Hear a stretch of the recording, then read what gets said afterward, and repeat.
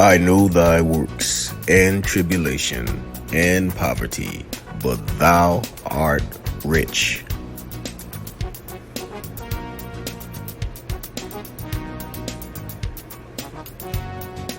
Welcome to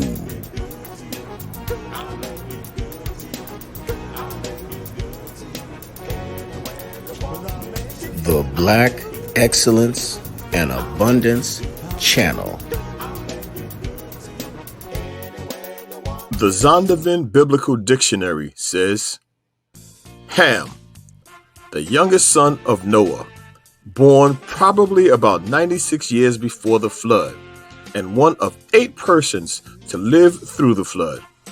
He became the progenitor of the dark races, not the Negroes, but the Egyptians, Ethiopians, Libyans, and Canaanites. What does progenitor mean? It means progenitor, person or thing from which a person, animal, or plant is descended or originates, an ancestor or parent.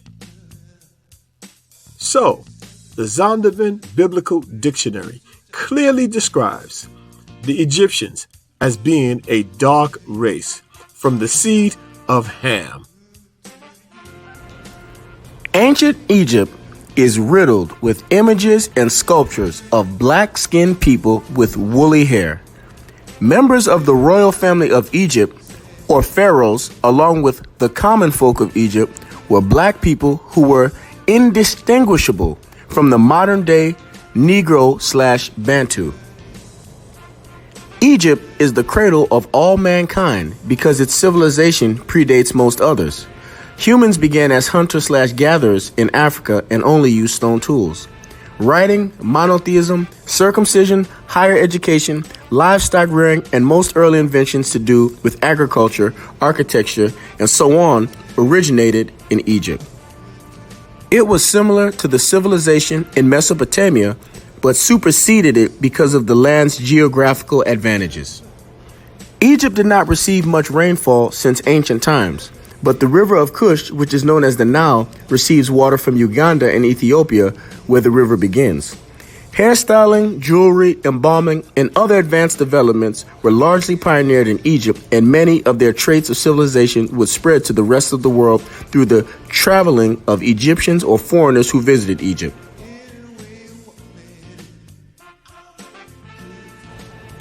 Greece, for example, owes many things to ancient Egyptians.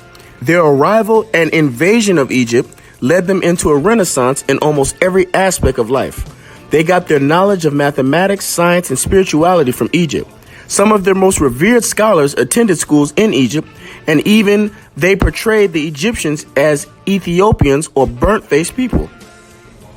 Alexander, the so-called Great, who led the Greeks to world dominion, was paternally Egyptian and was crowned king of Egypt. He was called the bearer of 2 horns because he had assumed his stepfather, King Philip of Macedonia's power upon his death. Alexander admired his Afro-Asiatic roots so much that he instituted miscegenation between Greeks and Asians to form a Eurasian race as a measure to strengthen the Greek race. The reverence of Egyptians preceded Alexander and Greek gods such as Zeus. The earliest ancestors of Greeks and Romans were Amalekites and Idumeans, who were both Edomites or descendants of Esau. He was a child of Afro-Asiatic black people who originally inhabited Western Asia. This shows that these Westerners, namely the Greeks and Romans, did not only inherit their civilization from Afro-Asiatic blacks, but also their ancestry. However, for the most part, in the media and in school and so forth, we find the ancient Egyptians being portrayed as non-blacks. This is far from the truth. The Egyptians were black, and Hebrew people used to run to their land to hide from oppressive groups of the north, including the Assyrians, Babylonians, and later Greeks and Romans. This was done to blend in with Egypt's black populace and individuals like Joseph, Moses, and Paul were mistaken for Egyptians in the Bible. Even Yahushua was hidden in Egypt as a baby to avoid slaughter. Ancient Egyptian kings, like Tutankhamun, had woolly hair and the color of their skin resembled bronze and copper, the color of reddish-brown soil. This is the shade of black found among many Africans in sub-Saharan Africa.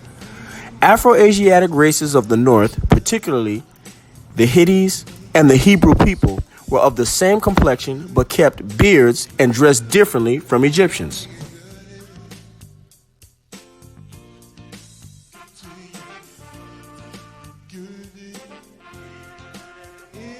Now one has to ask themselves, if we're being completely honest, the original Egyptians were very intelligent, high advanced society. Why would they depict themselves as anything other than what they were? They depicted themselves as being black because they were black. There's just no getting around that. We would like to point out that the Hittites and Canaanites were brothers to Cush and Mizraim, the pilgrim fathers of Ethiopia and Egypt.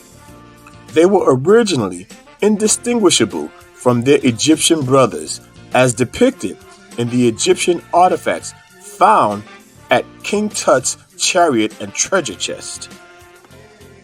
You couldn't tell who was who by looking at the chest.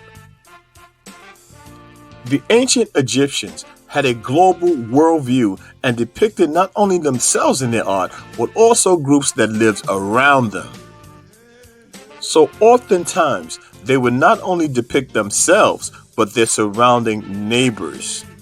There was no such thing as black and white, so the distinction at that time was not even a thought. The determining factor during that time was really, were you Egyptian, were you a Hebrew, were you a Hittite, a Canaanite, a Moabite, an Edomite, etc.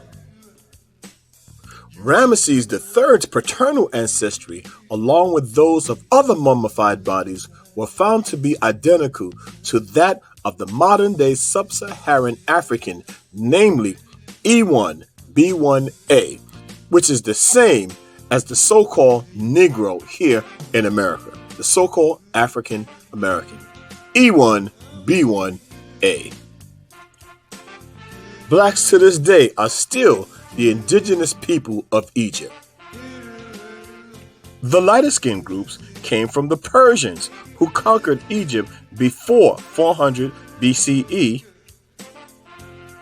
the Greeks, who followed around 380 BCE, the Romans, who followed after 68 BCE, and the Arabs after 700 CE, who began black. Yes, that's right. The original Arabs were actually black people, but they were taken to intermarrying with fair-skinned Europeans, particularly the Slavic blonde hair and blue-eyed women.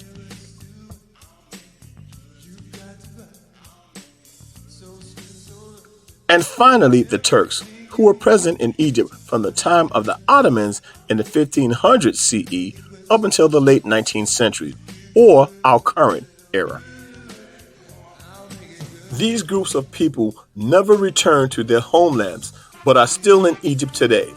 It is thus a great misconception to identify the race of these later groups with the ancient Egyptians, whom we find carved in numerous statues and carved on numerous artifacts in their land, and they always depict themselves as being a race of dark-skinned black people.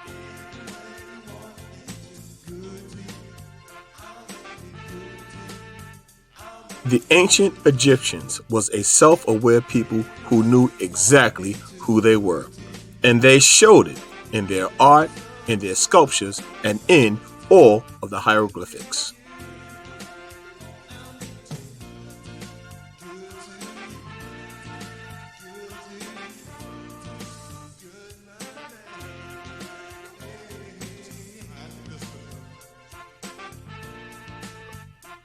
And the truth of the matter is, blacks have founded many civilizations, including the ancient Egyptian civilization. The Black Excellence and Abundance channel, where Black history is every day. Thanks for watching. We ask that you please remember to like, comment, share, and subscribe. And remember, thou art rich.